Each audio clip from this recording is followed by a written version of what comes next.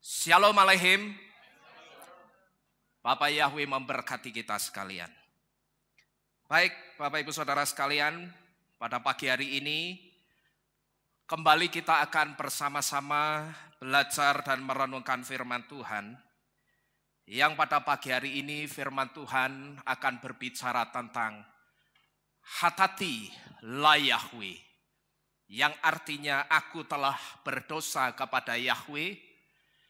Dan secara khusus firman Tuhan pada pagi hari ini akan berbicara tentang 4 perasaan yang salah dan fatal. Mari kita bersama-sama membuka kitab suci kita di dalam kitab Bet Shemuel atau kitab 2 Samuel pasal ke-12 ayat yang pertama sampai dengan yang ke-15. 2 Samuel pasal 12 ayat pertama sampai dengan yang ke-15. Kita akan bersama-sama membaca firman ini. Saudara simak baik-baik, saya akan membacakannya untuk saudara. Nathan menegur Daud, dan Yahweh mengutus Nathan kepada Daud. Lalu ia datang dan berkata kepadanya, ada 2 orang pria di suatu kota, yang satu kaya dan yang lainnya miskin.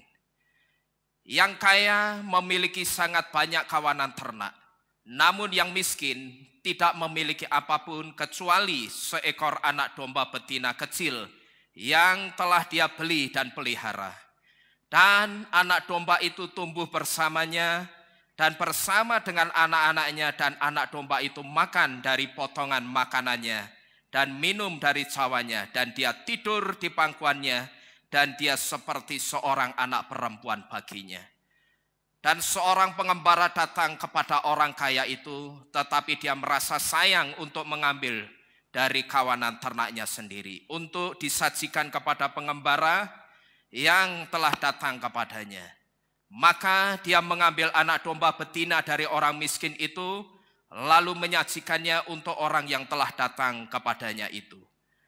Maka amarah Daud sangat meluap-luap terhadap orang itu, lalu ia berkata kepada Nathan, demi Yahweh yang hidup, sungguh anak kematianlah orang yang melakukan hal itu. Dan dia harus membayar 4 kali lipat untuk anak domba betina itu, karena dia telah melakukan hal itu, dan karena dia tidak memiliki belas kasihan. Dan Nathan berkata kepada Daud, engkaulah orangnya. Beginilah Yahweh Elohim Yisrael berfirman, aku telah mengurapimu sebagai raja atas Yisrael, dan aku telah melepaskanmu dari tangan Saul. Dan aku telah memberikan kepadamu rumah tuanmu serta istri-istri tuanmu ke dalam pangkuanmu. Dan aku telah memberimu keluarga Yisrael dan Yehuda. Dan jika masih terlalu sedikit, maka aku dapat menambahkan kepadamu hal-hal ini dan itu.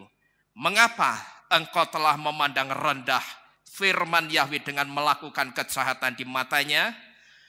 Engkau telah menewaskan Uriah orang Het itu dengan pedang, dan engkau telah mengambil istrinya menjadi seorang istri bagi dirimu sendiri, dan engkau telah membunuhnya dengan pedang Bani Amon.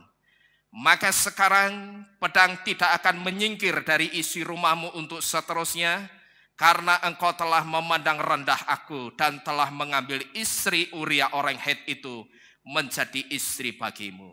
Beginilah Yahweh berfirman, lihatlah, aku akan membangkitkan yang jahat dari isi rumahmu melawan engkau. Dan aku akan mengambil istri-istrimu di matamu, lalu memberikannya kepada orang dekatmu. Dan dia akan berbaring dengan istri-istrimu di terik matahari ini. Sebab engkau telah melakukannya secara rahasia, tetapi aku akan melakukan hal ini di depan seluruh Israel dan di depan matahari. Dan Daud berkata kepada Nathan, aku telah berdosa kepada Yahweh. Dan Nathan berkata kepada Daud, Yahweh pun telah menyingkirkan dosamu, engkau tidak akan mati. Hanya karena engkau telah membuat musuh-musuh Yahweh sangat mencemooh melalui hal ini, juga anak yang akan dilahirkan bagimu pasti akan mati. Dan Nathan pulang ke rumahnya. Kemudian Yahweh memukul anak yang telah istri Uriah lahirkan bagi Daud, sehingga dia sakit. Amin. Sampai di sini kita membaca firman Tuhan, saudara. Nah, Bapak Ibu Saudara sekalian, saya yakin saudara pasti masih ingat dengan kata-kata ini, saudara. Dengan kata-kata hatati la Yahweh, yang artinya aku telah berdosa kepada Yahweh. Dulu saudara, setiap kali kita membaca ayat-ayat Torah, selalu ada kata-kata ini di ayat-ayat Torah yang kita baca. Memang kalau sekarang saya katakan saya sudah tidak mencantumkan kata-kata ini lagi. Saya sudah tidak lagi menuliskan hatati la Yahweh di pembuka ayat-ayat yang kita baca. Tetapi Bapak Ibu Saudara sekalian, kalau sekarang sudah tidak ada lagi kata-kata ini di ayat-ayat firman Tuhan yang kita baca sekarang, saya berharap mengembangkan sikap mengakui kesalahan kita, itu harus tetap kita pegang sampai hari ini. Amin. Ya, sekalipun saya sudah tidak menulis kata-kata hatati la Yahweh untuk mengingatkan saudara, tapi sekalipun sekarang saya sudah tidak menulis kalimat ini, saya berharap mengembangkan sikap mengakui kesalahan kita, itu tetap kita pegang sampai dengan hari ini. Karena apa saudara? Karena saya yakin pasti tidak ada di antara kita yang tidak pernah berdosa. Betul? Saya yakin tidak ada di antara kita yang tidak pernah berdosa. Saya yakin setiap hari, entah itu sengaja atau tidak, pasti ada dosa yang kita lakukan. Maka saudara, seringkali setiap kali saya mau tidur, selain saya berdoa minta penyertaan Tuhan, saya minta perlindungan Tuhan, nomor satu yang saya lakukan itu saya selalu mengadakan pemberesan dulu dengan Bapak Yahweh. Jadi jangan kita itu kalau mau tidur, doanya seperti kebanyakan orang. Kita hanya berdoa, Bapak Yahweh, saya mau tidur, Tuhan lindungi saya dari malam ini sampai besok pagi, supaya saya bisa beristirahat dengan aman. Tidak salah saya katakan saudara mengatakan seperti itu, atau saudara minta perlindungan Tuhan. Tapi seharusnya sebelum saudara minta, nomor satu yang harus saudara lakukan, itu saudara adakan dulu pemberesan dengan Bapak Yahweh. Saudara ingat-ingat, kira-kira hari itu ada dosa apa yang sudah kita lakukan? Ada kesalahan apa yang sudah kita lakukan? Baik itu di pikiran kita, ucapan kita, penglihatan kita, ataupun di dalam setiap tindak tanduk perbuatan kita. Itu yang harus nomor satu saudara lakukan. Adakan pemberesan dengan Bapak Yahweh. Dan di situ saudara, saya tidak lupa untuk selalu mengatakan hatati la Yahweh. Saya katakan Bapak Yahweh, hari ini saya sudah berdosa dengan ucapan saya. Saya sudah berdosa dengan pikiran saya. Dan saya juga sudah berdosa dengan perbuatan saya. Bahkan kalau perlu saudara, saudara katakan, pokok kalau dengan Tuhan, dengan Bapak Yahweh. Bapak Yahweh itu kelihatan enggak sih saudara? Enggak kelihatan. Kalau enggak kelihatan, berarti kita itu perlu malu enggak kira-kira? Perlu malu enggak kira-kira kita? Enggak perlu malu. Kalau perlu saudara katakan, kalau memang ketika saudara melakukan kesalahan hari itu, saudara lakukan dengan sengaja, katakan sama Bapak Yahweh. Dan Tuhan, ketika saya melakukan dosa ini, saya melakukan dengan tahu dan sadar kalau itu salah dan tidak benar di hadapan-Mu. Tapi saya tetap melakukannya. Kalau saudara mau lebih terbuka lagi dengan Bapak Yahweh, saudara bisa katakan juga, bahkan ketika melakukan itu, aku tahu dan sadar kalau itu salah dan tidak benar di hadapan-Mu. Tapi aku tetap melakukannya untuk memuaskan keinginan kedaginganku. Dan di situ saudara tutup dengan kata-kata hatati la Yahweh. ya aku memang sudah berdosa kepada Bapak Yahweh.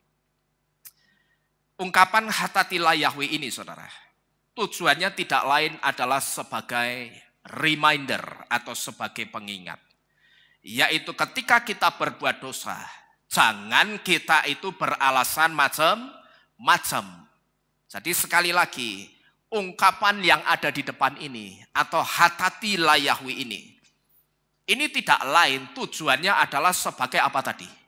Reminder atau sebagai pengingat. Yaitu ketika kita berbuat dosa, jangan kita itu beralasan macam-macam. Tapi melalui Raja Daud, kita diberitahu satu hal. Bahwa Raja Daud itu sudah memberi satu contoh yang baik kepada kita. Bahwa ketika Raja Daud melakukan dosa, Raja Daud itu tidak pernah beralasan macam-macam saudara. Tapi saat itu juga, kalau saudara perhatikan ketika Daud itu ditegur keras oleh Nabi Nathan. Saat itu apa yang diucapkan Daud? Apakah dia membantah? Dia beralasan macam-macam? Kalau saudara perhatikan di ayat yang ke-13. Di situ saudara hanya akan menemukan satu kalimat pengakuan yang dikatakan Raja Daud. Dia katakan apa itu? Aku telah berdosa kepada Yahweh. Aku telah berdosa kepada Yahweh. Bahasa Ibraninya ini. Hatati la Yahweh. Hatat itu artinya dosa, saudara. Kalau ada imbuhan i itu artinya aku telah berdosa, gitu loh, kepada Yahweh. Jadi Daud itu sudah memberikan satu contoh yang baik. Bahwa ketika dia melakukan satu dosa, dia jatuh dalam dosa, dia tidak pernah beralasan macam-macam. Daud itu tidak pernah banyak cincong. Tapi ketika dia ditegur, saat itu juga dia akui kesalahannya. Kalau kita perhatikan saudara, maka ini akan berbanding terbalik dengan apa yang dikatakan Saul. Ketika Saul itu berbuat dosa, dia tidak segera mengakui kesalahannya. Kalau saudara perhatikan, Saul ketika dia berbuat dosa, dia tidak segera mengakui kesalahannya. Tapi kalau kita perhatikan berbagai alasan untuk pembenaran, itu selalu dia ketengahkan untuk menutupi kesalahannya. Ini kalau saudara mau tahu bedanya Saul dengan Daud. Daud begitu dia salah, dia dosa, dia langsung mengakui. Tapi Saul begitu dia salah, dia langsung apa? Dia ketengahkan alasan macam-macam untuk menutupi kesalahannya. Maka kalau saudara perhatikan baik-baik, kita akan melihat satu perlakuan yang berbeda dari Bapak Yahweh untuk Daud dan untuk Saul. Kalau saudara perhatikan di dalam kitab suci, saudara akan ketemu satu perlakuan yang berbeda. Ini kalau saudara jeli, saudara akan ngerti. Satu perlakuan yang berbeda dari Bapak Yahweh kepada Saul dan kepada Daud. Kalau saudara perhatikan, ketika Saul itu berdosa, Bapak Yahweh itu tidak segera mengampuni Saul. Perhatikan ini baik-baik. Kalau saudara coba baca kisahnya Saul secara keseluruhan, saudara akan tahu ketika Saul itu jatuh dalam dosa, Bapak Yahweh itu tidak segera mengampuni Saul. Tapi begitu Daud yang jatuh dalam dosa, kepada Daud, Bapak Yahweh itu langsung mengampuni. Nah ini semua karena apa saudara? Karena Daud itu tidak banyak cincong ketika dia jatuh dalam dosa. Daud itu tidak banyak alasan macam-macam, tapi dia langsung mengakui kesalahannya dengan mengatakan, hatati la Yahweh. Ya, aku memang berdosa kepada Yahweh.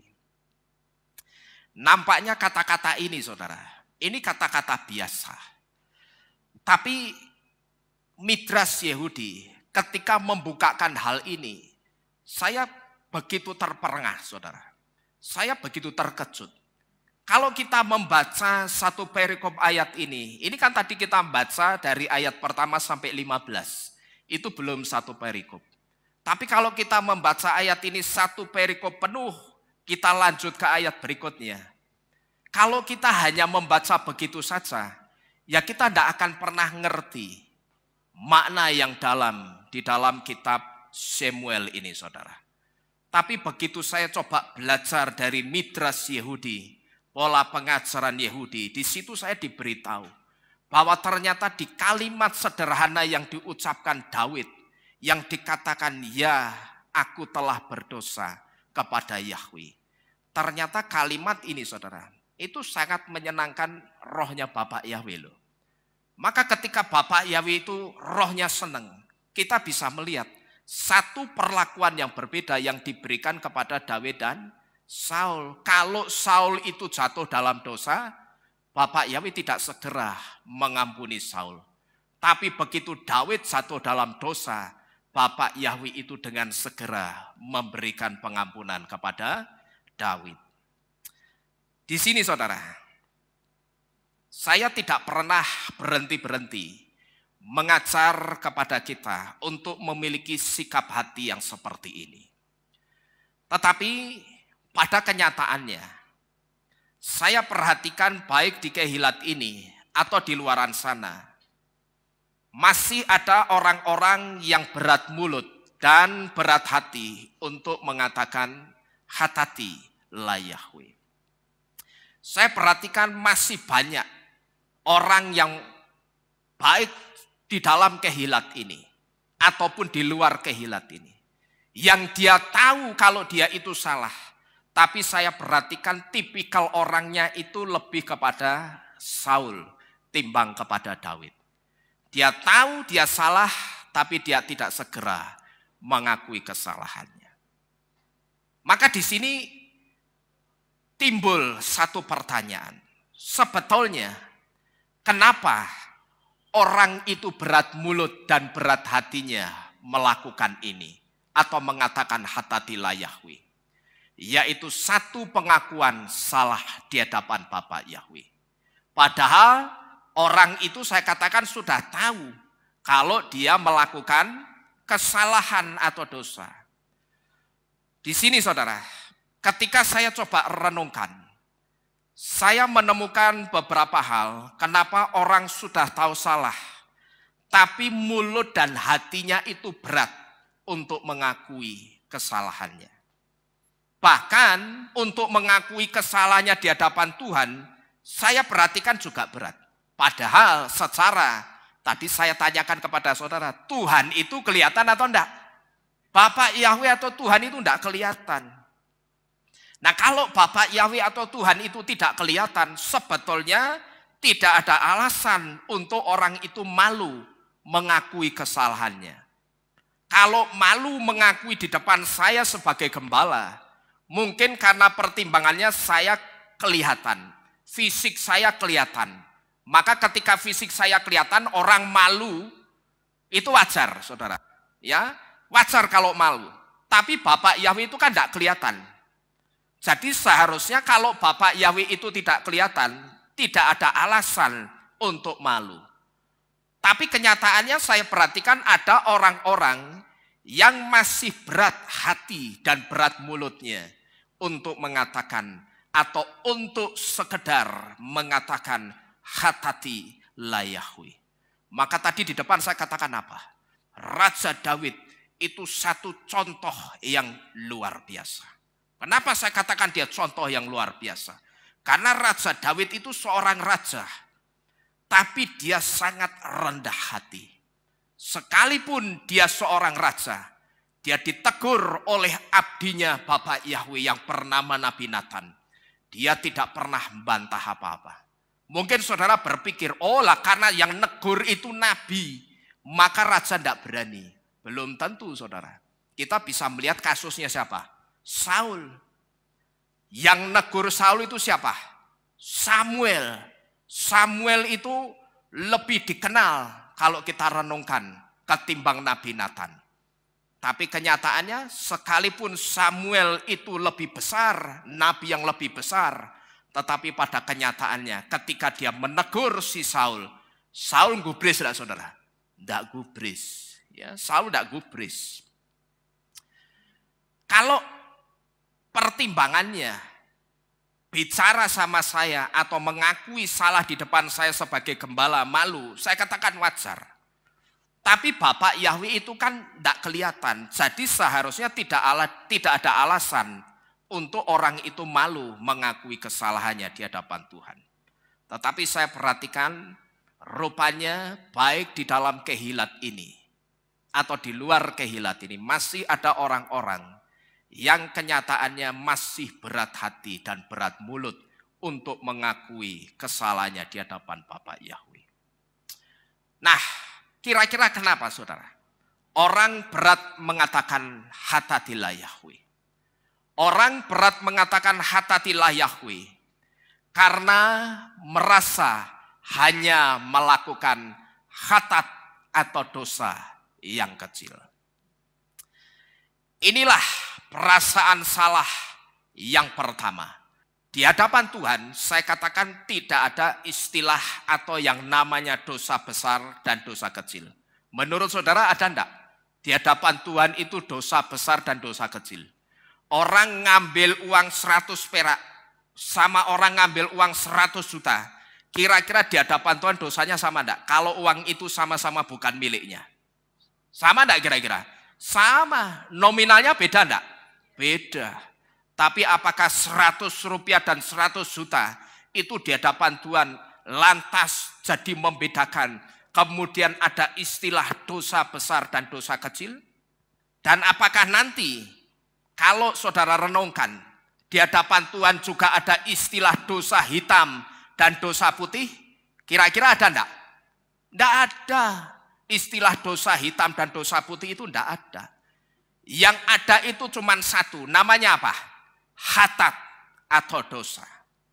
Nantinya saudara, di pengadilan Tuhan, semua orang satu dunia ini, termasuk saudara dan saya, itu akan diadili di satu pengadilan yang sama.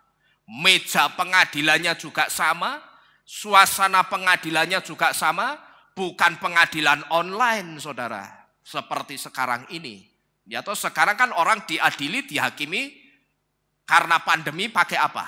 Online. Tapi nanti ketika di pengadilan Tuhan, kita akan bertatap muka dengan muka. Dan saya percaya saat itu tidak ada satupun orang yang bisa menatap wajah Bapak Yahweh ketika Bapak Yahweh itu membuka satu lembaran kehidupan kita. Di situ dibuka satu lembaran kehidupan. Di mana di lembaran kehidupan itu seperti kira-kira kayak Bapak Yahweh nyetel proyektor seperti ini. Ya dipanggil, Nino maju. Lalu dibuka, disetelkan perjalanan kehidupan saya. Saya yakin saat itu saudara, tidak ada satu orang pun yang sanggup menengadahkan kepalanya dan memandang film itu. Tetapi setiap orang saat itu akan tertunduk. Dan mereka akan menangis karena mereka melakukan sesuatu yang tidak benar di hadapan Bapak Yahweh. Nantinya saudara, di pengadilan Tuhan, semua dosa orang satu dunia ini termasuk kita, itu akan diadili di satu pengadilan yang sama. Cuman yang membedakan itu di apanya? Hukumannya, gitu loh saudara. Ya, semua orang dari semua iman percaya. Kalau saya katakan semua orang dari semua iman percaya, itu berarti termasuk kita enggak? Termasuk. Kita pun nanti juga akan diadili di pengadilan yang sama. Yang tadi saya katakan apa? Meja pengadilannya sama, suasana pengadilannya sama, orang-orang yang ada di sekitar kita juga sama saat itu. Cuman yang membedakan hukumannya. Di mana penghukuman untuk orang-orang yang menolak Bapak Yahweh dan Yesua. Saya bisa pastikan ketika orang itu tetap menolak Bapak Yahweh dan Yesua sampai kematiannya, maka penghukumannya pasti akan berbicara tentang api neraka. Saudara perhatikan ini baik-baik. Baik saudara yang ada di tempat ini maupun saudara yang mendengarkan firman ini melalui YouTube. Bahwa penghukuman untuk saudara yang sampai hari kematianmu engkau tetap menolak Yahweh dan Yesus sebagai juru selamat, maka penghukumanmu nanti di pengadilan Bapa Yahweh pasti akan berbicara tentang api neraka. Tapi kita, orang-orang yang percaya kepada Bapa Yahweh, kita tidak akan pernah berurusan dengan api neraka, karena kita sudah menjadi pemilik sang pemilik Syamayim, yaitu Bapa Yahweh dan Yesua. Amin. Kita tidak akan pernah berurusan dengan api neraka, karena kita tidak bersekutu dengan sang pemilik api neraka. Gitu loh saudara, paham? Karena kita sudah jadi miliknya siapa? Bapa Yahweh dan Yesua. Maka nanti ketika ada di pengadilan Tuhan, penghukuman kita itu tidak akan berbicara tentang api neraka. Terkecuali kalau saudara sudah di dalam Bapa Yahweh dan Yesua, tapi saudara masih suka mempersekutukan Bapa Yahweh dengan Tuhan saudara yang lama. Nah, baru nantinya ketika dibacakan penghukuman, saudara akan berurusan dengan api neraka. Maka kalau saudara selalu ingat-ingat kata saya, di tempat ini saya tidak pernah berhenti-berhentinya mengatakan apa? Jangan sekali-sekali saudara, iman saudara itu mundur seperempat langkah saja kembali kepada nama berhala yang dulu saudara sembah. Jangan saudara, jangan pernah menganggap Yesua dan juru selamat yang dari Yunani itu sama. Tidak sama. Yesua dan Yesus itu tidak pernah sama. Kalau saudara sampai kematian saudara masih mempersekutukan dua nama ini, ya jangan berharap saudara akan sampai di Syamayim Bapa Yahweh kelak. Karena saya percaya dalam pengadilan Tuhan saudara akan digedok satu palu. Kamu jatahnya api neraka. Karena apa?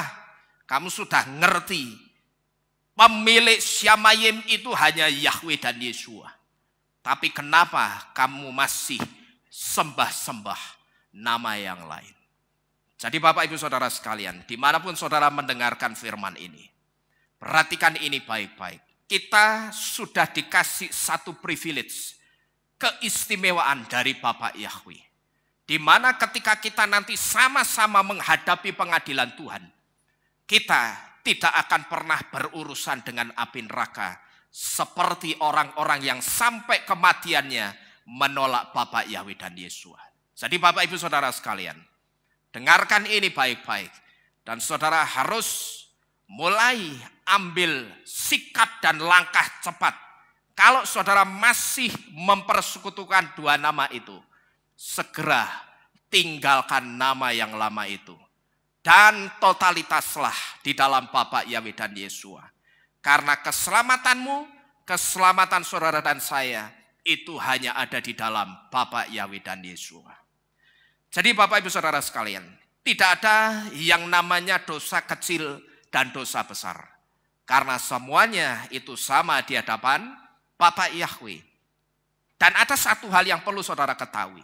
Kalau saudara itu termasuk orang yang memegang, paham, atau punya statement bahwa ada yang namanya dosa besar dan dosa kecil. Saudara perhatikan baik-baik. Bahwa ketika kita merasa hanya melakukan dosa kecil, lalu kita merasa tidak perlu pemberesan dengan Bapa Yahweh dan dengan orang yang kita sakiti atau kita salahi. Sebetulnya perasaan seperti ini satu perasaan yang sedang ditanam setan loh saudara. Asal saudara ngerti. Karena apa? Setan itu juga ngerti yang namanya konsep menabung. Yang namanya menabung itu sedikit demi sedikit atau langsung sabrek. Sedikit demi sedikit. Setan itu juga ngerti konsep menabung. Sedikit demi sedikit. Karena dari sedikit itu lama-lama akan jadi bukit. Ya, jadi Bapak Ibu Saudara sekalian, saudara kalau masih memegang konsep atau paham bahwa ada dosa besar dan dosa kecil, saudara harus tahu ini. Karena biasanya ketika orang itu merasa dia hanya melakukan dosa yang kecil, lalu apa yang dia lakukan saudara? Dia kemudian merasa tidak perlu mengadakan pemberesan dengan Tuhan. Saya perhatikan seperti itu, saudara. Saya bersyukur saya diizinkan Tuhan ketemu dengan banyak orang, dengan berbagai macam tipe orang. Mulai dari orang yang rendah hati, lalu orang yang rendah hati tapi tidak di posisinya atau tidak di waktu yang tepat, sampai orang yang sangat tinggi hati. Saya banyak ketemu dengan orang-orang seperti ini, saudara. Mulai dari orang yang biasa-biasa, yang secara kerohanian dia bukan seorang sarjana teologi, sampai orang yang gelarnya master teologi. Saya banyak ketemu dengan orang-orang seperti ini. Dan saya perhatikan, ketika orang itu merasa dia melakukan satu kesalahan yang kecil, saya perhatikan dia merasa tidak perlu aku itu minta maaf.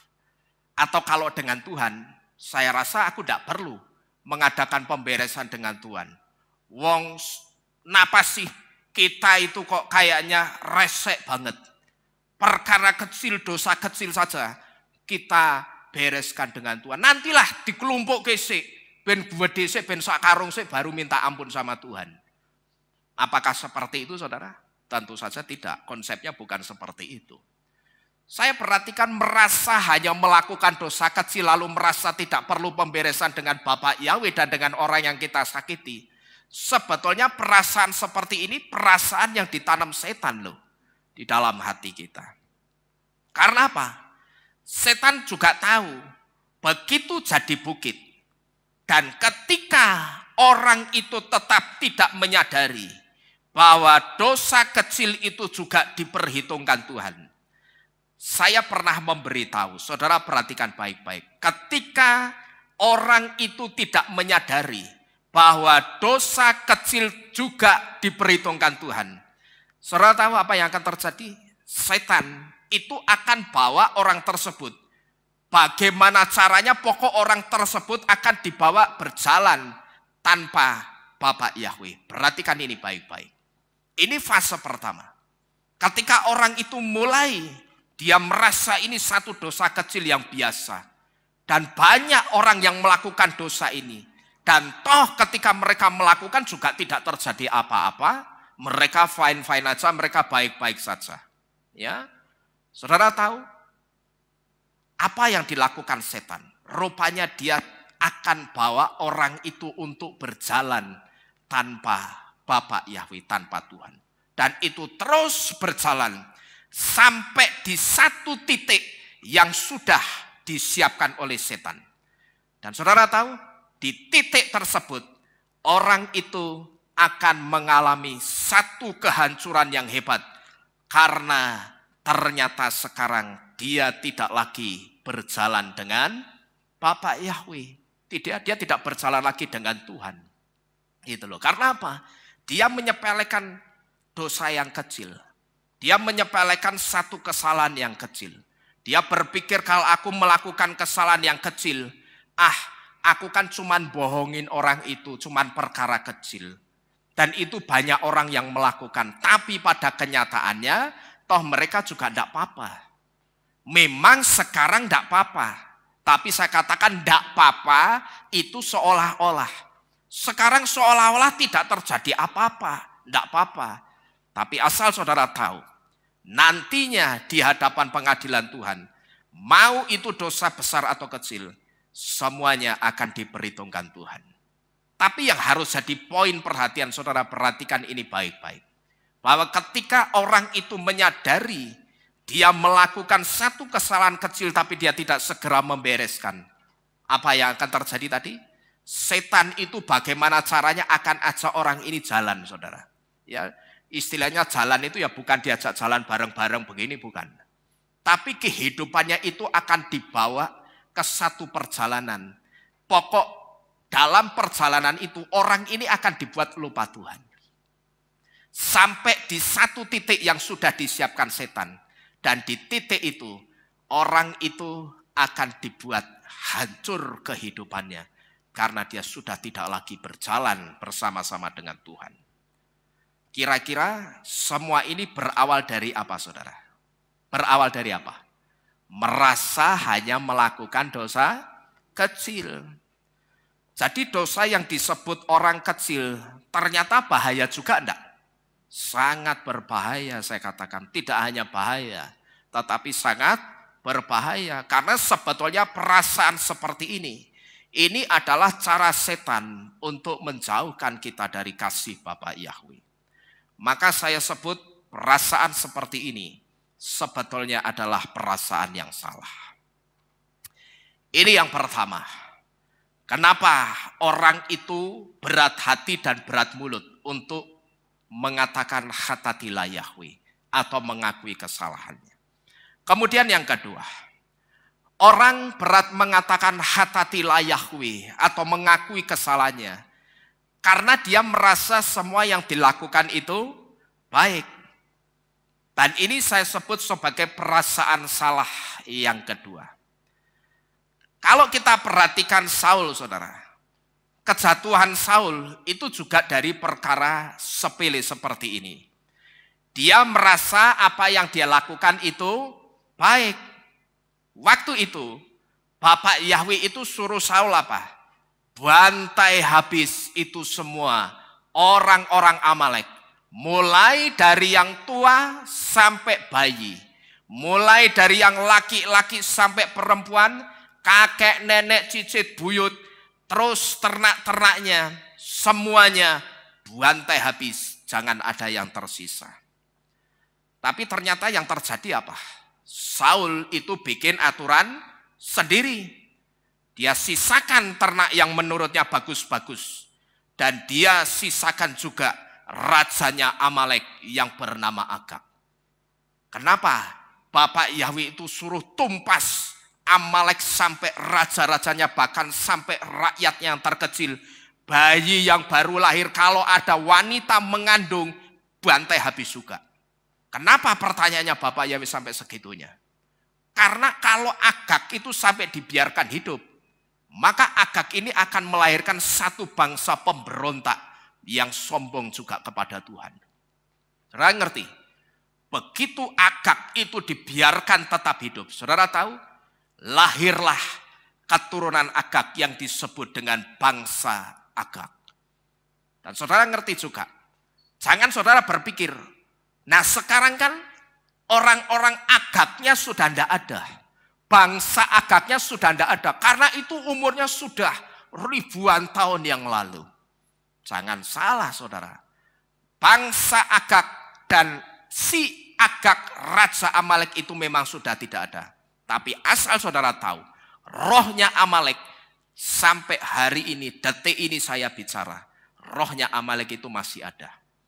Kita bisa melihat rohnya Amalek itu di bangsa apa? Bangsa Jerman. Rohnya Amalek itu ada di bangsa Jerman saudara. Ya, kalau kita perhatikan Jerman, ketika mengeksekusi orang-orang Yahudi, Jerman itu sangat sistematis, sangat terperinci dengan baik. Mereka tidak langsung datengin orang Yahudi bantai habis, itu enggak. Enggak kayak orang-orang Amalek waktu bantai habis orang-orang Rafidim. Sekalipun kalau kita membaca kitab suci, seolah-olah ketika orang Amalek tiba-tiba membantai orang-orang Israel di Rafidim, itu seolah-olah tanpa sebab. Tapi saya percaya orang-orang Amalek itu sudah merencanakan dengan baik. Rencana mereka menghabisi orang-orang Israel. Saudara tahu, bangsa Jerman ketika mengeksekusi orang-orang Yahudi, mereka bikinkan aturan dulu untuk mempersempit ruang geraknya orang-orang Yahudi. Sehingga ketika orang-orang Yahudi itu mau bergerak, mau ibadah, mereka mau bergerak ke kanan, kebentur aturan. Mau bergerak ke kiri, kebentur aturan. Ke depan, ke belakang, kebentur aturan yang dibuat untuk orang-orang Yahudi. Bahkan di Spanyol, itu sampai ada satu desa yang namanya bunuh orang Yahudi. Itu di Spanyol sampai ada desa seperti itu, saudara. Dan kalau kita perhatikan, yang membantu eksekusi orang-orang Yahudi waktu itu adalah di bawah kepemimpinan Hitler, Nazi. Jadi memang Agag dan bangsa Agagnya sudah tidak ada. Tapi rohnya Agag itu masih ada sampai detik ini. Dan itu rohnya kuat menempel di bangsa Jerman. Saudara tahu, waktu itu Saul ngapain? Dia sisakan ternak yang menurutnya bagus-bagus. Dan dia juga sisakan rajanya Amalek yang bernama Agag. Dan pada waktu itu, ketika Saul menyisakan ternak yang bagus-bagus dan membiarkan Agag itu tetap hidup, waktu itu Samuel itu langsung datang dan menegur Saul. Lalu kira-kira apa yang dikatakan Saul pada saat itu? Apakah dia juga mengatakan hatatilah Yahweh? Oh tidak. Tapi yang dikatakan Saul apa saudara? Dia beralasan bahwa apa yang dia lakukan, yang aku lakukan itu kan baik. Gitu loh. Bukankah ternak-ternak ini ternak-ternak yang bagus? Yang jelek-jelek itu sudah tak bantai. Tenang, Samuel. Yang tak bantai itu ternak-ternak yang jelek. Yang tak bawa ini ternak-ternak yang bagus. Ya. Dia berpikir, kan ternak-ternak ini nanti bisa dipakai untuk korban untuk Yahweh. Nampaknya baik, tapi di sini rupanya Saul itu tidak peka bahwa apa yang menurutnya bagus ternyata itu membuat Bapak Yahweh itu sangat jijik. Sikap seperti ini saudara, atau merasa apa yang kita lakukan itu pasti baik. Ini juga bahaya saya katakan.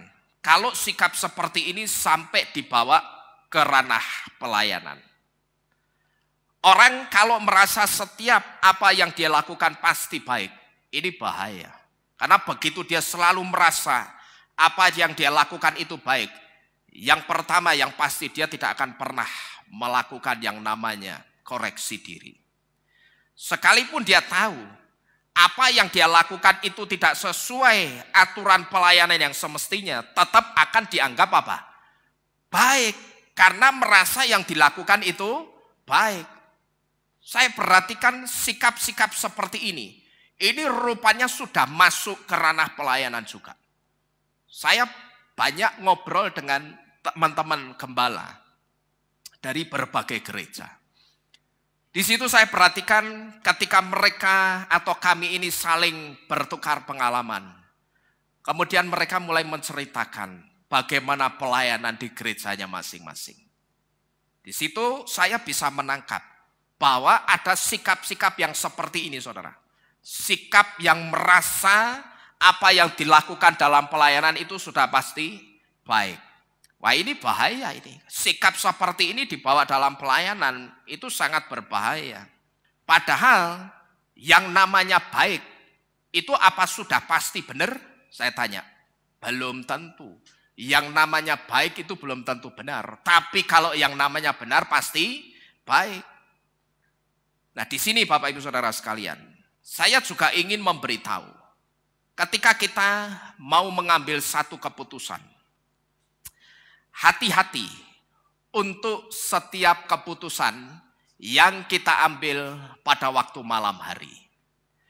Memang saya katakan malam hari dan di dalam keheningan itu waktu yang tepat untuk merenung dan mengambil sebuah keputusan. Tapi saudara, hati-hati juga di sini. Ya saya katakan memang waktu yang tepat kalau seperti ini, siang hari seperti ini, kita diharuskan mengambil satu keputusan untuk satu perkara yang besar. Saya yakin mungkin kalau kita tidak terlatih dan tidak terbiasa akan sangat sulit. Maka di sini saya katakan memang malam hari dan di dalam keheningan itu waktu yang tepat untuk merenung dan mengambil sebuah keputusan. Itu memang tepat, itu memang benar. Tapi di sini kita harus hati-hati. Karena apa? Karena malam hari itu juga waktunya roh-roh jahat. Itu sedang gencar-gencarnya gerilya. Jangan sampai keputusan yang kita ambil itu diboncengi setan, sehingga keputusan itu bukannya baik hasilnya, tapi malah runyam, malah jadi masalah.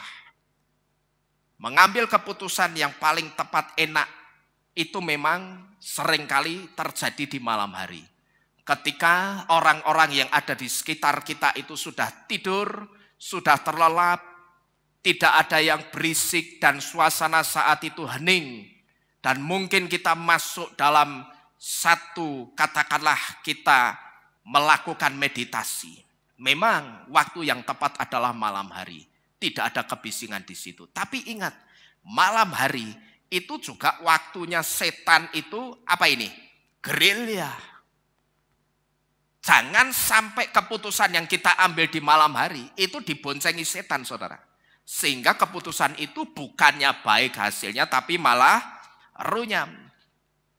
Seringkali, saudara, ketika saya harus mengambil satu keputusan untuk satu perkara atau satu masalah yang berkaitan dengan pekerjaan Tuhan. Kalau saya mendapatkan keputusan itu di malam hari, yang saya lakukan biasanya saya akan tunggu itu sampai besok paginya. Saya akan tunggu sampai besok paginya. Kira-kira setelah saya bangun tidur, saya coba renungkan lagi keputusan yang semalam saya ambil. Hati saya itu bagaimana? Masih sejahtera enggak? Kalau hati saya itu masih sejahtera, saya akan teruskan, saya akan lanjutkan. Tapi itu pun tidak serta-merta akan saya teruskan begitu saja atau langsung saya eksekusi. Biasanya masih saya renung-renungkan lagi, saya timbang-timbang lagi, saya bawa kepada Tuhan lebih dalam lagi. Terus saya coba minta hikmat Bapak Yahweh. Baru kalau betul-betul saya merasakan damai sejahtera, katakanlah beberapa hari berturut-turut dengan keputusan ini, baru saya akan eksekusi, saudara, keputusan itu. Saya tidak mau terburu-buru, karena yang namanya satu hal yang menyangkut pelayanan, itu tidak hanya menyangkut diri saya sendiri, tidak hanya satu orang. Tapi menyangkut kira-kira kalau di sini ada 100 jemaat, 100 kepala, itulah yang tersangkut dengan keputusan yang harus saya ambil. Di situ saya harus mempertimbangkan baik-baik. Apakah saya harus segera mengeksekusi hari itu juga atau tidak? Di situ saya harus pertimbangkan dengan baik-baik. Jadi ini satu tips, saudara. Kalau saudara mendapatkan satu keputusan, kayaknya ini bagus kalau aku melakukan ini atau melakukan itu. Kalau itu saudara dapat malam hari, coba saudara tunggu dulu, jangan buru-buru. Tunggu sampai besok paginya. Kira-kira ketika saudara besok bangun pagi, hati saudara itu sejahtera, juga jangan langsung dieksekusi. Terkecuali kalau memang waktunya sangat mepet. Tapi kalau waktu itu bisa disiasati, bisa diperpanjang atau sedikit diulur, minta waktu lagi. Sama seperti dulu ketika saya menyampaikan tentang barangnya anti Hamasyah. Yang oleh satu jemaat Tuhan di tempat ini saya dianggap tidak segera memberitahu kebenaran barang tersebut. Sekalipun sebelumnya saya sudah banyak sharing tentang barang tersebut di grup WhatsApp Kehilat kita. Mungkin karena orang itu tidak menyimak, mungkin dia jadinya tidak ngerti. Tapi di situ saudara, jujur saya akui pertama-tama kali barang itu muncul, yang ada di hati saya terus terang masih 50-50. Benar enggak ini Bapak Yahweh? Ini barangnya si anti Hamasyah. Karena pada waktu itu belum keluar surat penyertanya. Kalau waktu itu sudah keluar surat penyertanya, saya akan langsung istilahnya ketok palu. Dok, benar, ini barangnya anti Hamasyah. Jangan kita pakai, jangan kita terima. Tapi yang jadi masalah waktu itu, belum keluar surat penyertanya. Di situ saya harus menunggu yang namanya peneguhan dari Tuhan. Saudara tahu, 2 bulan saya menunggu peneguhan dari Bapak Yahweh. Karena ketika saya berdiri di tempat ini, saya harus mengatakan hal itu sebagai satu hal yang salah dan tidak sesuai dengan kitab suci. Itu harus dengan pertanggungjawaban, saudara. Artinya ketika saya menyampaikan itu, apa yang saya ucapkan itu harus ada dasarnya. Waktu itu saya minta satu peneguhan. Saya ingat waktu itu masih sekitar bulan April, akhir-akhir April, barang itu sudah mulai masuk.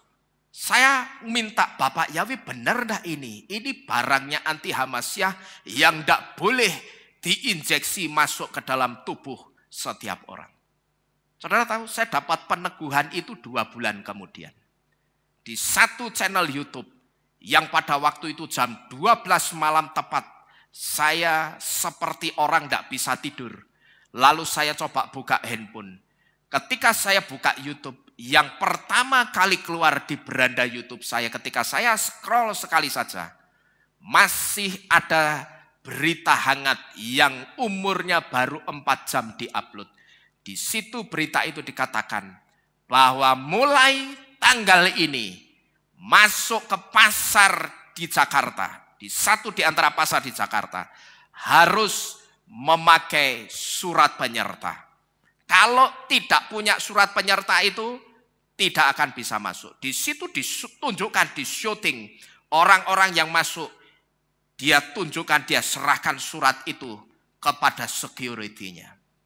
Di situ saya langsung berkata dalam doa saya kepada Bapak Yahweh, Bapak Yahweh, sudah cukup peneguhan dari Engkau.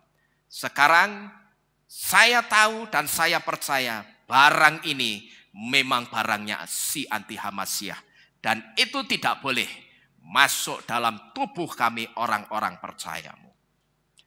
Jadi waktu itu saya tidak mau buru-buru, saudara. Saya akui, sekalipun banyak orang itu sudah ngeklaim kalau ini pasti barangnya si anti Hamasyah. Tapi pada waktu itu mungkin saya sedikit berbeda. Saya tidak mau buru-buru ngeklaim pasti. Saya minta peneguhan dari Bapak Yahweh dulu. Dan setelah mendapatkan peneguhan itu saya eksekusi. Saya sampaikan kepada jemaat Tuhan. Soal seperti apa responnya, saya kembalikan kepada saudara. Saya hanya mengatakan apa yang ada di dalam kitab suci. Ya. Jadi Bapak Ibu Saudara sekalian, pikirkan baik-baik. Setiap kali saudara mau mengambil satu keputusan, supaya jangan sampai kita itu terjebak dengan sikap seperti Saul yang merasa baik dengan apa yang dia lakukan. Tapi ternyata justru apa yang dia pandang baik itu dipandang apa? Jahat di matanya Bapak Yahweh. Jadi yang kedua, orang berat mengatakan hatatilah Yahweh. Atau orang berat mengakui kesalahannya itu karena perasaan yang salah. Yang saya sebut dengan merasa semua yang dilakukan itu pasti baik. Ini hati-hati loh saudara ya. Merasa setiap apa yang kita lakukan itu pasti baik itu bahaya loh. Hati-hati. Nampaknya kita mungkin ngeklaim atau kita cover perasaan pasti baik itu dengan kata-kata percaya diri. Hati-hati. Percaya diri itu boleh. Tapi kalau untuk satu keputusan, hati-hati. Jangan kita merasa apa yang kita lakukan itu pasti baik.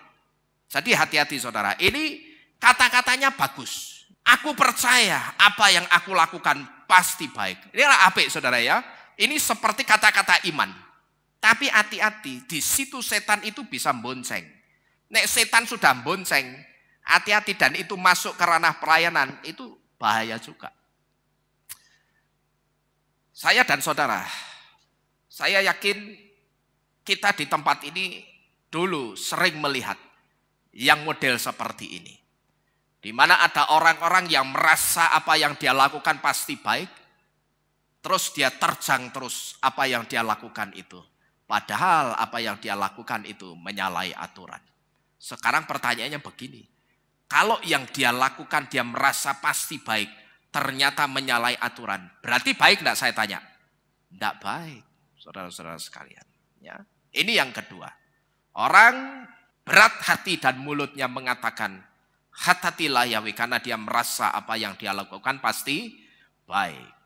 Kemudian yang ketiga, orang berat mengatakan hatatilah Yahweh, karena merasa tidak pernah salah. Kalau saudara perhatikan kasus orang ini, ada yang Saya yakin tahu semua ya siapa orang ini. Kalau saudara perhatikan kasus orang ini, toh pada akhirnya juga digedok keputusannya itu dengan apa? Apakah dengan pembuktian otentik, dengan bukti yang nyata? Ternyata tidak ditemukan bukti yang nyata, yang betul-betul menunjukkan dialah pelakunya. Tapi kalau kita perhatikan perjalanan persidangan orang ini, kalau kita perhatikan mulai dari gesturnya, dari mimik wajahnya, cara dia berbicara, kita bisa menangkap kalau orang ini selalu merasa tidak pernah salah. Dan kalau kita perhatikan kehidupan Saul, saudara, setelah merasa baik, Saul juga merasa tidak bersalah membawa Agag dan ternaknya hidup-hidup. Di sini saudara, saya hanya bisa memberitahu, belajarlah dari kejatuhan Saul. Satu di antaranya, Saul itu jatuh karena merasa tidak pernah salah. Saul itu siapa kira-kira? Coba saya tanya. Saul itu siapa? Halo? Raja. Tapi selain raja dia juga apa? Selain Saul itu raja, dia juga seperti kita yang adalah apa? Pelayannya Bapak Yahweh. Paham saudara? Saul itu raja tapi dia juga pelayannya Bapak Yahweh. Sama seperti kita yang melayani di tempat ini. Tapi Saul jatuh dan Bapak Yahweh, kalau saudara perhatikan, itu begitu muak sama Saul. Karena Saul itu selalu merasa tidak pernah salah. Saudara, perhatikan ini baik-baik. Ya, Saul itu sampai di hadapan di mata Bapak Yahweh. Bapak Yahweh itu sampai nek loh. Sampai muak sama si Saul. Lah memang ngertinya Bapak Yahweh muak bagaimana? Saudara bisa melihat sikapnya Samuel kepada Saul. Itu nek Samuel itu ngomong waktu negur, saudara baca satu perikop tegurannya Samuel kepada Saul. Kalau saudara coba, saudara katakanlah bayangkan peristiwa itu dengan bahasa saudara sendiri. Dengan gerak tubuh saudara sendiri. Saudara akan bisa membayangkan kira-kira muaknya Bapak Yahweh sama Saul itu seperti apa. Itu bisa saudara lihat dari ekspresinya atau sikapnya Samuel kepada Saul. Ketika dia tegur Saul, dia tegur keras si Saul. Dan pada waktu itu, ketika Samuel itu sudah muntap, apa yang dilakukan Samuel? Dia ambil pedangnya Saul, bawa sini pedangmu. Dia bantai, dia patahkan, dia potong itu lehernya Agag. Sekarang coba saudara lihat sikapnya Samuel. Memang Samuel itu seorang nabinya Tuhan. Tapi bisa enggak kira-kira Samuel itu pinjam baik-baik pedangnya Saul? Bisa enggak kira-kira? Bisa. Aku pinjam pedangmu. Kan bisa toh? Tapi yang dilakukan Samuel apakah seperti itu? Dia turunkan harga dirinya Saul itu di depan banyak orang. Dia rampas pedang itu, dia potong lehernya Agag.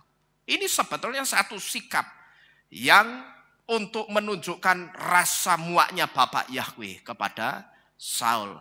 Aku tidak peduli sekalipun kamu raja. Ya, tapi karena kamu sudah melawan Yahweh, bawa sini pedang itu. Dia ambil. Bahkan mungkin waktu itu tidak pakai izin. Langsung diserobot, langsung dihunuskan ke lehernya Agag. Seketika itu juga Agag mati. Dan di situ baru surut. Murkanya Bapak Yahweh itu baru surut, saudara. Dan ini semua berawal dari satu perasaan. Merasa tidak pernah salah. Jadi hati-hati. Ini perasaan-perasaan yang seringkali ada di setiap orang. Merasa baik, merasa hanya melakukan dosa kecil, merasa tidak bersalah, maka dia merasa juga tidak perlu aku mengadakan pemberesan dengan Tuhan. Padahal kalau kita renungkan, jahatnya Daud itu kayak apa? Kira-kira kalau dibanding-bandingkan kejahatannya Daud atau Daud sama kejahatannya Saul, kalau menurut kacamata kita, masih mending mana? Kalau mata manusia kita, masih mending sama? Mana? Saul. Salah cuma apa? Menyisakan Agag sama ternak. Tapi saudara tahu, Daud mau meniduri Bathsheba. Suaminya ditaruh di paling depan dulu saat perang, supaya apa, kecoblos pedang sih gitu loh. Pedang mati. Kalau kamu sudah mati, maka aku akan dengan leluasa tidur dengan istrimu dan memperistri istrimu. Jahat tidak kira-kira? Ini konspirasi loh. Hati-hati. Jadi Bapak Ibu Saudara sekalian, kalau kita renungkan secara kejahatan, itu jahat siapa? Jahat Daud loh. Dia atur sedemikian rupa. Bagaimana caranya, pokok jangan sampai si Uria itu selamat. Maka dia taruh di paling depan supaya dia kena tombak dan pedang dan mati dulu. Supaya dia bisa meniduri istrinya Bathsheba. Ini jahat, ini kejahatan yang terstruktur loh saudara. Kalau direnung-renungkan, ini kan juga cara-caranya Amalek sebetulnya. Tapi kalau kita perhatikan kenapa kita bisa menemukan satu perlakuan yang berbeda. Dengan Saul tidak langsung diampuni, tapi dengan Daud langsung diampuni, gitu loh. Karena ternyata Daud begitu dia melakukan kesalahan, dosa sekecil apapun, dia katakan apa?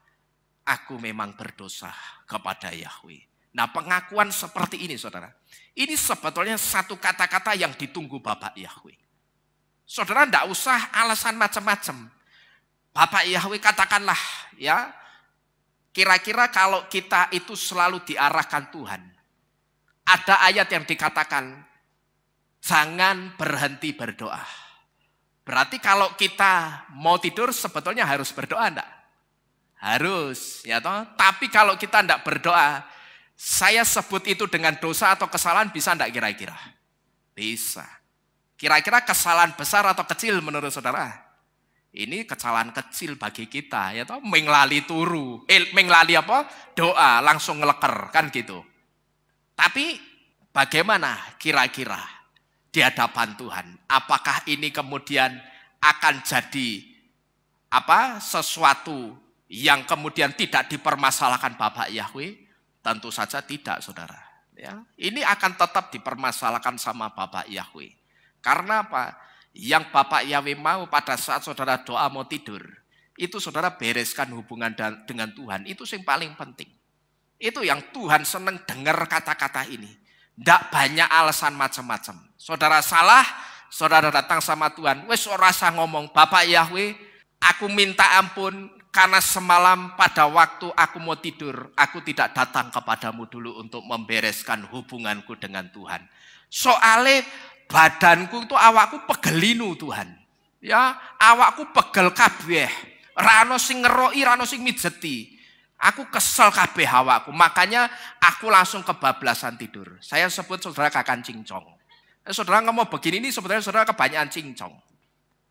Di telinga Bapak Yahweh lah kakan cincong we, ya. Tinggal ngaku, saya salah karena saya tidak adakan pemberesan dulu dengan Tuhan.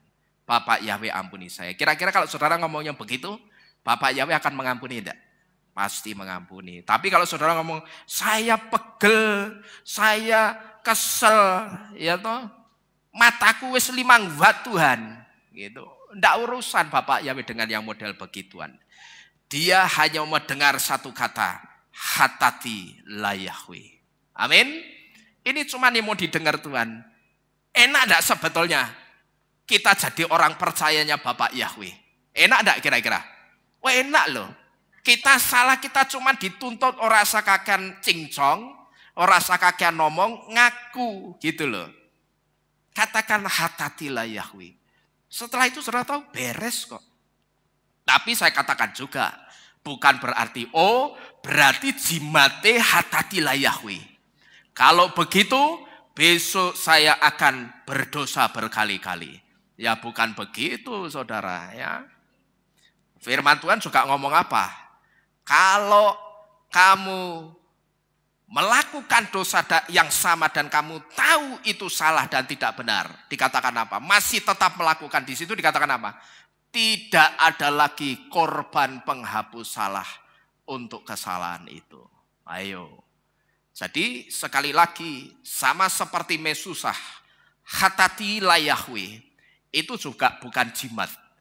Itu bukan kata-kata sakti yang terus untuk pembenaran saudara. Oh, berarti kita berbuat dosa saja. Wong ternyata Bapak Yahweh itu pemurah dan pengampun. Betul, Bapak Yahweh itu El Rahum, Elohim yang punya keagungan sebagai Elohim yang maha pemurah. Yahweh itu Yahweh El Rahum, saudara. Selain Yahweh El Shaddai, El Nisi dan sebagainya. Tapi dia juga El Rahum. Cuman masalahnya, kalau saudara pakai itu sebagai senjata atau jimat, untuk saudara jatuh dalam satu kejatuhan yang sama berkali-kali dan saudara ngerti, apa yang saudara lakukan kira-kira? Saudara itu sebetulnya sedang nabung. Ya nabung apa? Nabung ini nabung duit, nabung dosa. Ngerti enggak? Saudara itu sebetulnya sedang memperberat hukuman saudara sendiri ketika nanti sampai di pengadilannya Tuhan. Ya, jadi sekali lagi, hatatilah Yahweh itu bukan untuk disalahgunakan. Tapi kita diberitahu bahwa ketika kita jatuh dalam dosa, inilah kata-kata ini yang harus pertama kali keluar dari mulut kita. Ini yang ketiga. Kemudian yang keempat. Orang berat mengatakan hatatilah Yahweh. Saya perhatikan karena orang itu merasa pandai dan sudah senior. Saya perhatikan seringkali seperti itu, saudara. Orang kalau sudah merasa pandai dan dia merasa senior, saya perhatikan biasanya mulut dan hatinya itu berat untuk mengatakan hatatilah Yahweh. Saya sempat berbincang-bincang dengan seseorang yang rupanya tanpa saya duga, orang ini punya pandangan yang sama dengan saya tentang seseorang. Saya pikir orang yang kami pandang sama-sama ini, saudara, ini ngomong atau menunjukkan sikap dia sudah pandai dan sudah senior, itu saya pikir cuma sama saya. Tapi ternyata dengan teman saya juga begitu. Di mana seseorang yang saya sebut orang ini merasa sudah pandai dan senior. Saya perhatikan setiap kali ada orang yang menanyakan tentang seseorang lagi. Dan orang itu pernah dipinterkan sama dia. Kemudian orang itu selalu mengatakan apa? Orang itu sing ngajari aku. Dia bisa itu saya ngajari aku. Dan saudara tahu itu dikatakan berkali-kali kepada setiap orang yang ketemu sama orang ini yang menanyakan tentang keberadaan orang tersebut. Contohnya begini, misalkan ini, saya kenal dengan Bu Naomi Eko ini. Lalu karena di sini seringkali kita diajar membaca bahasa Ibrani. Saya ngajari bahasa Ibrani sama Bu Eko ini. Nah, lalu suatu saat ada orang datang ke Kehilat ini, dia tanya, loh Pak Nino kenal juga toh dengan Bu Naomi Eko? Oh iya saya kenal. Wah, itu Bu Naomi Eko itu kok bisa ya ngomong bahasa yang kayak bahasa Arab tapi bukan bahasa Arab. Dan dia casisus ngomongnya. Oh, itu yang ngajari saya orang itu. Orang itu tuh bisa itu yang ngajari saya. Dan itu selalu dikatakan berkali-kali kepada setiap orang yang menanyakan tentang Ibu Eko, saudara. Di sini, saudara, saya jadi mikir, terus kemuliaan Tuhan di mana ini? Kok enggak kelihatan ya? Saya jadi merenung, saudara. Terus kemuliaannya Bapak Yahweh itu di mana? Bukankah talenta apapun yang bisa kita berikan kepada orang lain, itu juga kita dapat dari Bapak Yahweh? Betul saudara? Kita punya talenta seperti apapun, yang ngasih talenta kita siapa? Bapak Yahweh. Ingat, kita lahir itu tidak bawa apa-apa. Termasuk nanti ketika kita mati, kita juga tidak bawa apa-apa. Jadi saya katakan, yang memberikan talenta itu Bapak Yahweh. Tapi kenapa? Setiap kali ada orang yang menanyakan Ibu Naomi Eko, orang itu selalu mengatakan, oh itu orang itu bisa pinter bahasa Ibrani itu, saya sing ngajari. Nanti ketemu orang nanyain Bu Eko lagi begitu. Bahkan ada orang yang tidak tanya tentang Bu Eka itu juga diomongi. Saya ngajari ini, saya ngajari itu, itu. Gitu loh. Saya perhatikan terus kemuliaannya Tuhan ada di mana ini. Kok saya perhatikan kemuliaannya Tuhan tidak kelihatan ya. Jadi Bapak Ibu Saudara sekalian, hati-hati dengan sikap yang keempat ini juga. Ya, bahwa orang berat mengatakan hatatilah Yahweh, itu biasanya karena dia merasa sudah pandai dan dia merasa sudah senior. Tapi perlu kita ketahui bahwa akar dari semua perasaan yang salah ini, merasa hanya melakukan dosa kecil, merasa yang dilakukan baik, merasa tidak pernah salah atau merasa pandai dan senior. Sehingga orang berat mengatakan hatatilah Yahweh. Sebetulnya akarnya cuma satu kata, yaitu apa ini? Yehirut atau vanity atau kesombongan. Kalau kita melihat di dalam kitab suci, Bapak Yahweh itu sangat concern dengan yang namanya vanity atau kesombongan. Amalek itu sampai dijadikan musuh bebuyutannya Bapak Yahweh. Itu karena Amalek tidak hanya sombong, tapi saya katakan Amalek itu sangat sombong. Yang seringkali saya memberitahu kepada saudara, mereka memang satu bangsa yang paling hebat di zamannya. Mereka punya alutsista peralatan perang yang paling bagus, paling hebat, paling canggih, dan paling mutakhir pada waktu itu. Dan mereka juga punya strategi perang yang paling bagus, paling hebat. Ketika mau menghabisi musuhnya, tidak dihantam begitu saja saudara. Tapi mereka renungkan, mereka susun satu aturan untuk menghabisi musuhnya. Maka di situ mereka mengatakan apa? Kami ini sudah hebat. Terus buat apa Tuhan itu bagi kami? Nah begitu Bapak Yahweh mendengar ini, saat itu juga digedok palu. Mulai hari ini kamu adalah musuh bebuyutanku. Banyak orang seringkali mengira Amalek dijadikan musuh bebuyutan itu karena secara tiba-tiba menyerang orang-orang Israel dan membantai orang-orang Israel di Rafidim. Memang ada kasus seperti itu. Tapi yang paling bikin Bapak Yahweh kemudian gedok palu hari ini sampai selama-lamanya, sampai dunia ini kiamat, Amalek adalah musuh bebuyutanku. Itu karena apa?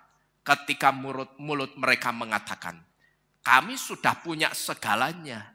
Segala sesuatu sudah kami miliki. Untuk apa Tuhan bagi kami? Bayangkan saudara, ya, seperti apa kesombongan mereka. Jadi hari ini kita diberitahu, hati-hati dengan yang namanya Yehirut atau kesombongan. Selain Lucifer, Saul itu juga pelayan Tuhan yang diurapi. Tapi jatuhnya juga dari dosa ini, kesombongan. Ingat baik-baik, kalau saudara itu mau sombong, saudara merasa seorang pelayan Tuhan yang senior, saudara dipakai Tuhan di mana-mana. Ingat baik-baik kalau mau sombong. Ingat baik-baik satu pepatah Belanda yang bagus ini, yang dikatakan Hoogmoed komt te val, yang artinya kesombongan berarti kesatuan sudah sangat dekat. Kalau saya mengetengahkan pepatah Belanda bukan berarti saya mau ajak saudara, ayo kita ke pola iman Belanda, tentu saja tidak. Ya, tapi ada satu pepatah yang saya comot, pepatah itu dari Belanda. Dikatakan Hoogmoed komt te val, yang artinya kesombongan berarti kejatuhan sudah sangat dekat. Jangan sampai saudara itu terjebak dengan 4 perasaan yang salah ini. Karena 4 perasaan yang salah ini sangat berbahaya untuk iman kita. Doa saya, Bapak Yahweh akan selalu memberikan hati kepada saudara dan saya untuk selalu mengembangkan sikap mengakui dosa-dosa kita setiap kali kita melakukan kesalahan. Itu doa saya saudara. Saya tidak pernah lupa untuk berdoa Bapak Yahweh, setiap bangun pagi, bangunkan saya juga dengan roh pertobatan. Itu yang selalu saya ucapkan, saudara. Yang selalu saya ingat-ingat. Saya juga doakan, saudara. Ya, Tuhan buat semua jemaatmu di tempat ini selalu setiap hari punya satu roh pertobatan. Karena apa saya berdoa dan concern ke hal ini, saudara? Karena saya hanya ingin mengejar satu hal yang namanya perkenanan Bapak Yahweh. Kenapa saya kejar ini penting? Karena waktunya Tuhan itu sudah tidak lama. Waktunya Yesua untuk kembali ke dunia ini menjemput kita, itu sudah tidak lama. Ya, ingat, Yesua itu memang datang untuk mempelainya. Tapi kita harus ingat juga bahwa mempelai yang nantinya dijemput dan diangkat Yesua itu hanya mempelai yang punya hati seorang hamba. Bukan mempelai yang sombong, bukan mempelai yang ongklang-ongklang, ora kanggo gawe. Kalau mau cari mempelai yang sombong, buat apa Bapak Yahweh mesti membuang Lucifer ke dunia ini? Coba saudara renungkan. Betul saudara? Ya kalau mau Bapak Yahweh semua mempelaiku pokok itu sudah dimeterai nama Yahweh dan Yesua, wangkat kabeh. Belum tentu. Romiim atau Roma 8 ayat yang pertama. Itu jawabannya. Bahwa ternyata sekalipun kita sudah di dalam Bapak Yahweh dan Yesua, kita sudah dimeterai di dalam nama Yahweh dan Yesua, ternyata keselamatan itu masih bisa hilang. Kalau apa? Saudara lihat sendiri saja di dalam kitab Roma 8 ayat yang pertama. Tapi jangan lihat pakai kitab LAI. Lihat pakai kitab terjemahan ILT. Saudara akan tahu kenapa keselamatan itu masih bisa hilang. Maka inilah yang saya kejar. Saya selalu berdoa, Bapak Yahweh, berikan kepada saya dan jemaatmu hati yang selalu mengembangkan sikap mengakui dosa-dosa kami. Setiap kali kami jatuh di dalam dosa. Karena apa saudara? Supaya sama seperti Raja Daud yang langsung mendapatkan kemurahan di mata Bapak Yahweh. Maka seperti itulah kemurahan yang akan kita terima ketika kita menyadari kesalahan kita. Amin. Ini hanya yang saya kejar. Supaya sama seperti Raja Daud yang ketika dia mengakui kesalahannya, dia langsung mendapat kemurahan di mata Bapak Yahweh. Maka kemurahan yang sama itulah yang akan kita terima juga ketika kita menyadari dan mengakui kesalahan kita. Amin. Bapak Yahweh memberkati kita sekalian. Kita bersama-sama tunduk di dalam doa. Kita akhiri firman pada pagi hari ini.